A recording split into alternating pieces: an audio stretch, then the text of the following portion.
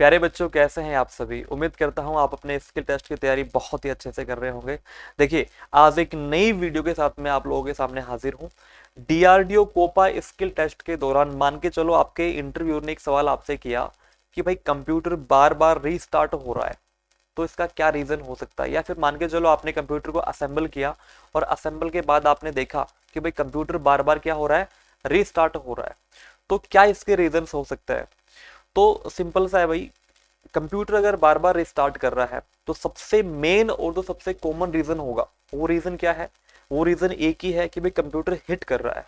और देखो, जब कंप्यूटर हिट करता है ना, तो हिट करने के साथ में दो चीजें कॉमन होती है। सबसे पहली चीज, तो कंप्यूटर हैंग करना शुरू कर दे। कंप्यूटर की जो प्रोसेसिंग है ना, वो काफी स्लो हो जाती है, कंप्यूटर हैंग करना शुरू कर देता है। और इसके साथ में तो दूसरा मेन जो काम होगा वो है कंप्यूटर का बार बार रीस्टार्ट होना। ध्यान देना, अभी मैं आपको एक मदरबोर्ड दिखा रहा हूँ, ठीक है। इस मदरबोर्ड में आप ध्यान से देखना, 3 चिप यहाँ पे लगी हुई है। सबसे पहले हम देखते हैं सीपीयू के बारे में। सेंट्रल प्रोसेसिंग यूनिट, ये एक चिप होती है। इसके अलावा जो सेकंड चिप है वो कौन सी है? वो नॉर्थ ब्रिज है। और थर्ड कौन सी है? साउथ ब्रिज है। चलिए, नॉर्थ ब्रिज और साउथ ब्रिज के बारे में थोड़ा सा आप एक बार समझ लो, हो सकता है ये चीजें आपके इंटरव्यू में काम आ जाए। ये जितने भी इनपुट आउटपुट पोर्ट्स यहाँ पे लगे हुए ना, जैसे मान के चलो, अब भी देखो ये क्या है, एक कीबोर्ड है, ठीक है।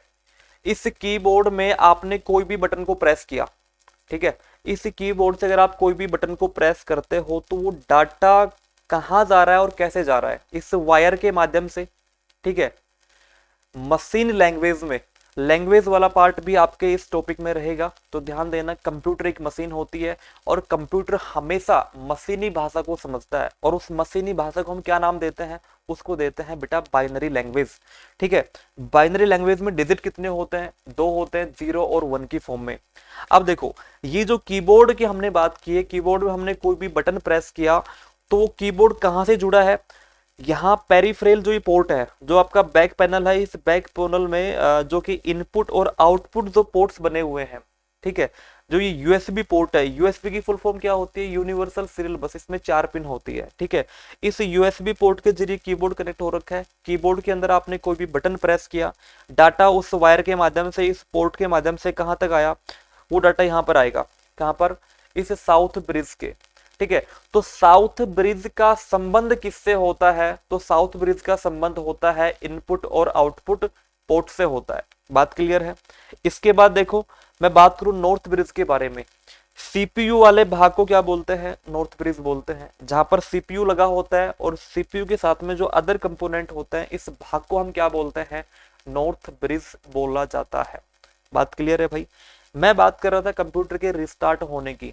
रिस्टार्ट होने का मेन रीजन क्या होता है? कंप्यूटर का हिट होना। कंप्यूटर जब हिट होगा तो कंप्यूटर स्लो वर्क करेगा, स्लो उसकी प्रोसेसिंग हो जाएगी। ध्यान देना, जब भी कंप्यूटर पे काम करेंगे तो ये 3 चिप है ना, सीपीयू, नॉर्थ ब्रिज और साउथ ब्रिज, सबसे ज्यादा हिट करती है, ठीक है। और इसकी हिट को ऑब्जर्व करने के लिए देखो, यहां सीपीयू के ऊपर हीट सिंक होता है, हीट सिंक के ऊपर सीपीयू फैन लगा होता है। यहां देखो साउथ ब्रिज के ऊपर जो ये एल्यूमिनियम की जो देख रहे हो ना आप, ठीक है, ये क्या है? इसे बोलते हैं हीट सिंक बोलते हैं मेरे भाई, ठीक है। तो ये एल्यूमिनियम का बना हुआ है। यहां पर देखो साउथ ब्रिज में, साउथ ब्रिज में तो ये लगा हुआ है एल्यूमिनियम का, ये भी क्या है? एक हीट सिंक है। अगर मैं बात करूं एल्यूमिनियम की और कॉपर की, तो ये दोनों ऐसी धातुएं होती हैं जो सबसे ज्यादा हिट को ऑब्जर्व करती है। इसलिए कंप्यूटर में इन चिप के ऊपर क्या लगाते हैं? या तो एल्यूमिनियम या फिर कॉपर का हीट सिंक लगाते हैं। ये बात यहां पे क्लियर हो गई। अब देखो, इस सीपीयू के ऊपर क्या लगा होता है? ये तो होता है इसका हीट सिंक, जो कि एल्यूमिनियम का बना है। इस हीट सिंक के जस्ट ऊपर क्या लगा हुआ है? यहाँ पर सीपीयू फैन लगा होता है, ठीक है। ये हीट सिंक क्या करेगा? जैसे ही कंप्यूटर काम करता है, कंप्यूटर के काम करने के दौरान ये तीनों चिपें हिट करती है, गर्म होती है, तो उस गर्मी को ऑब्जर्व करने के लिए, है ना, ये एल्यूमिनियम धातु का हीट सिंक बना हुआ ये उस गर्मी को ऑब्जर्व कर लेता है, ठीक है। और उसके ऊपर ये फैन लगा दिया जो कि उसको बार बार ठंडा करने का काम करेगा। अब मान के चलोगे, आपने सिस्टम को, आपने अपने कंप्यूटर को असेंबल तो कर दिया, लेकिन आप इसके वायर लगाना भूल गए। या फिर मान के चलो इसका सीपीयू फैन है, ये बेकार है, ये वर्क नहीं कर रहा अच्छे से, तो क्या होगा? भाई कंप्यूटर को प्रॉपर कूलिंग नहीं मिलेगी। जब कंप्यूटर को पूरी प्रॉपर कूलिंग नहीं मिलेगी तो क्या होगा, ये और ज्यादा हिट करेगा और एक टाइम के बाद क्या होगा कि कंप्यूटर की प्रोसेसिंग स्लो हो जाएगी और कंप्यूटर एक बार बंद होकर दोबारा से रीस्टार्ट हो जाएगा। बोलो मेरे बच्चे, बात क्लियर हुई कि नहीं हुई? कंप्यूटर के रीस्टार्ट होने का सबसे कॉमन रीजन होता है कंप्यूटर का हिट होना, कंप्यूटर का गर्म होना। और कंप्यूटर में हिट क्या होती है, ये चिपें होती है, इन चिप के ऊपर जो हीट सिंक लगा है, जो फैन लगा है, फैन अगर प्रॉपर तरीके से काम नहीं कर रहा तो कंप्यूटर हिट होके रीस्टार्ट करेगा। तो ये थी बेटा आज के सेशन की नॉलेज, उम्मीद करता हूं आपको अच्छी लगी होगी। और देखिए तैयारी, अगर मैं डीआरडीओ कोपा के स्किल टेस्ट की बात करूं तो बेटा बहुत ही जबरदस्त तैयारी यहाँ पे हो रही है और उसी बच्चे का सिलेक्शन होगा जो शिद्दत से तैयारी करेगा। जबरदस्त कंपटीशन इस बार होने वाला है, एक सीट के ऊपर 8 बच्चे क्वालिफाई किए हुए हैं, तो 8 में से 7 बच्चे तो बाहर होने और एक बच्चे को ही वो सीट मिलनी है। तो कंपटीशन जबरदस्त है।